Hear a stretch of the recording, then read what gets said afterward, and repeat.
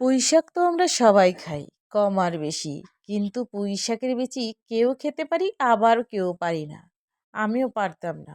একসময় আমার ধারণা ছিল এগুলা কি খাওয়া যায়।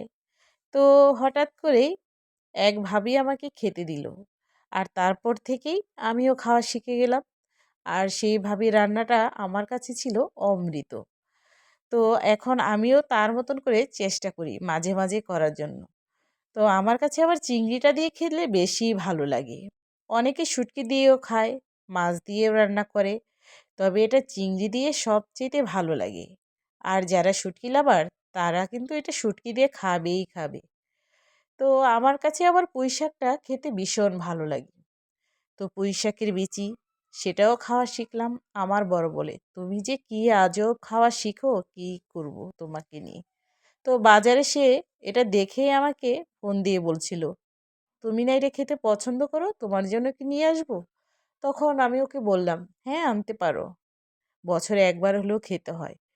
তো ও বলছে, তাই নাকি? হ্যাঁ, আমি বললাম, খেতে তো হয়ই, তোমরা না খাও আমি তো খাবো। তো নিয়ে আসছে বাসায়, আমি আমার মতন করে রান্না করে নিচ্ছি।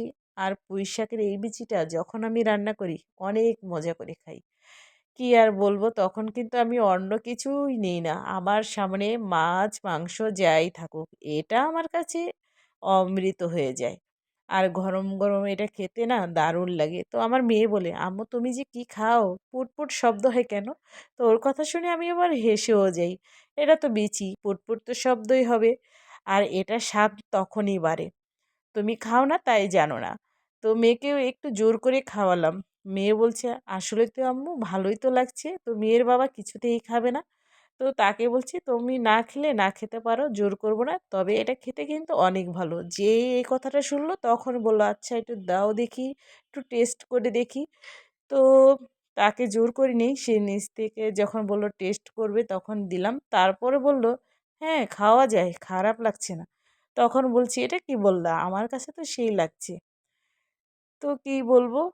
এটা বেশ কয়েক বছর ধরে খাওয়া শিখেছি। এখন প্রতি বছর একবার হলেও খাই। অনেক ভালো লাগে। যারা খান নাই তারা কিন্তু বাসায় তৈরি করে খেতে পারেন। অনেক মজার একটা রেসিপি। সবাই ভালো থাকবেন, সুস্থ থাকবেন।